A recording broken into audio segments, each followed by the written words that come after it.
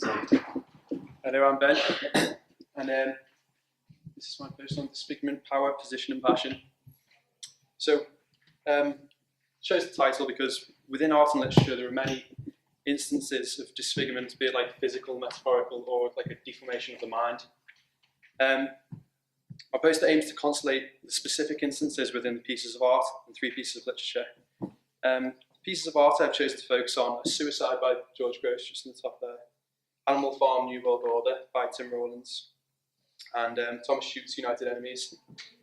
And I'm going to constellate these pieces of art with the literature, Ismet Chughatai's The Quilt, Indra Sinha's Animals People, and Khaled El-Ghamisi's Taxi. My poster helps to explore the theme of disfigurement by analysing the ways in which deformity and disfiguration are portrayed within the selected works. This exploration can then be applied to many other artworks and many other pieces of literature to understand the various motives behind the use of disfigurement within art and literature. So, I'd like to start at the top here with Grosz. And Suicide by Grosz, in the top right corner I focused on as well, the prostitute, because she's like physically deformed. And okay, so the grotesque sort of imagery of the prostitute illustrates how German society has been like deformed by the war, and it's not sort of, well, how Grosz sees that German society has been deformed by the war. It's an image of how Grosz spent his times in the trenches and stuff, and he was discharged from the war twice because he believed it to be sort of a deformity of the nation's ideals. It wasn't progressing the nation, it wasn't sort of, it was only stepping backwards and sort of dehumanizing the population. And that's how I think this is represented in this prostitute, because she's sort of like, in an animalistic manner, she's got like a long jawline, almost like that of a wolf, and it's sort of like a hungry image. And the banker is sort of fat and bloated in his greed behind her, and disfigured how, by his greed, it's sort of like portrayed in that manner. I've also included a quote by George Grosz in the top right here, which reads as, I don't know if you can see it from there, it says, "I had grown up in a humanist atmosphere, and the war to me was never anything but horror, mutilation, and senseless destruction, and I knew that many great and wise people felt the same way about it." This is sort of Grosz illustrating that, rather explicitly, that in his belief, war contributes to the nation's deformity, as I said earlier, and you can sort of see with the word mutilation, that means to sort of disfigure something, to take, like, to mutilate it. And I thought this went well with the work of Francis Bacon, who's another artist. I didn't put another picture on because I didn't really go out of space. But Bacon works with sort of like grotesque imagery and deforms like this, what you think is a standard conventional painting. So Charles Deleuze, while writing on Francis Bacon, says that there is indeed a change of form, but the change of form is a deformation. That is, the creation of the original relations which is substituted for the form. And this generally means that deformity is a process of replacing the form of what you would see as natural as with the deformed. Original pieces of the picture were put together in a manner which is sort of unsettling and grotesque in a way, but it attracts the eye. It attracts the eye of the audience.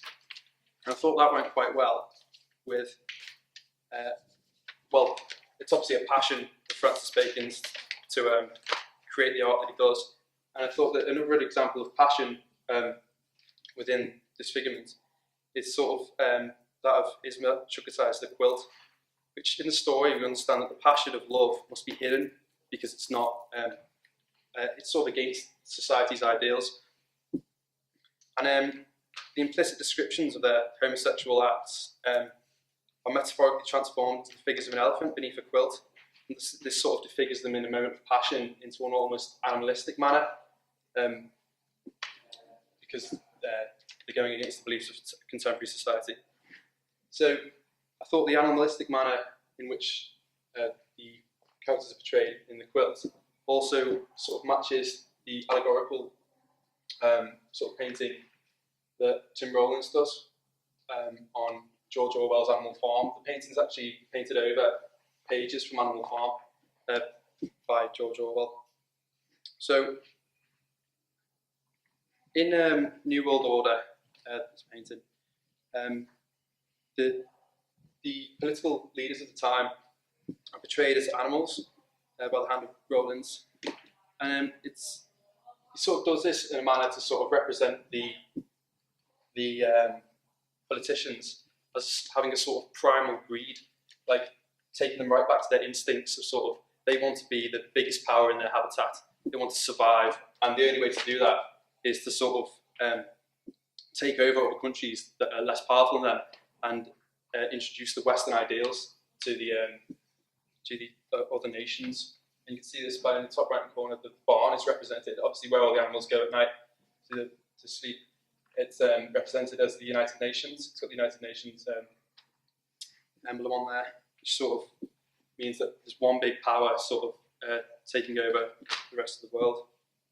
I thought this fit quite well with Animals People by Idris Sinha. Our protagonist animal in Idris's novel suffers from a physical deformity that was caused by a neglect of safety and power at the chemical plant that bordered his village in Kafbar. But this is also based on the Bhopal gas disaster, which is known to be the biggest industrial disaster of all time. The disaster caused many birth defects in Bhopal, and because of the disaster, in the story, Animal now walks on all fours as if he is an animal. That's where he got his name from. And this works as an example of neglect of power within the industry, because if the safety protocols had been followed, there wouldn't have been the disaster, and it wouldn't have caused so many deaths and birth defects across the area.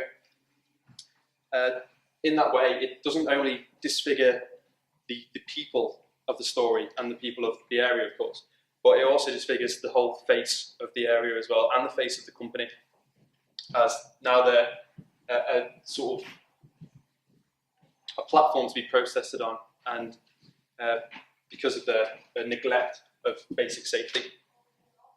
And then another example of power becoming a disfiguring force is found in the sculptures of Thomas Schuth, United Enemies. United Enemies illustrates the pressures of corruption within power and position, and how they can lead to disfigurement of the mind, and also Schuth has illustrated it as a disfigurement of the body and overall image. Now, the physical deformity that these sculptures share is sort of representative of how their political greed and power has ultimately deformed them, not just mentally, but physically as well. They have like a sort of soft focus on their faces, which I believe to be Schuth added it because as their sort of greed grew, and as they began to become more powerful in the situation, the position they were in, their faces began to deform in the public eye, because the way the public saw them is sort of as more monstrous and less human. So their faces began to warp and become almost a face of greed, like metaphorical. And from this, I went towards Paolo Albanesi's Taxi, in that in the pages of the book, we encounter many taxi drivers who have an overwhelming distaste for the governance of Egypt, and also many public members who have an overwhelming distaste for the governance of Egypt as well. And it's critically acclaimed as the sort of book that predicted the Arab Spring. And I believe that movement to have changed the complete dynamic of the country and the face of the country as a whole in Egypt, and the governance, mainly because it sort of disfigures and deforms the whole ideal of what is normal within the country and what people had been experiencing for the past years that led up to the uprising, because they had sort of, it wasn't a normal place to be, as there were so many people in disarray and poverty, and it's like 80% of the country was still living below the poverty line, even though the top 20% were taking sort of as much as they could off the rest, and that's why it led to the uprising and the eventual disfigurement of the country.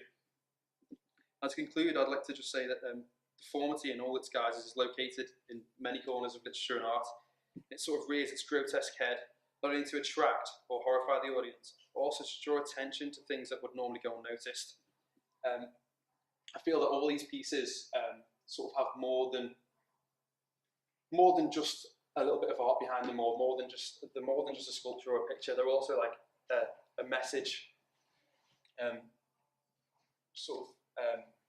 drawing attention to the grotesque and the ways in which people in position and power hold a sort of a hold over the rest of the country or the notion. Well, I hope that you found the post interesting, and it's been a real pleasure creating it.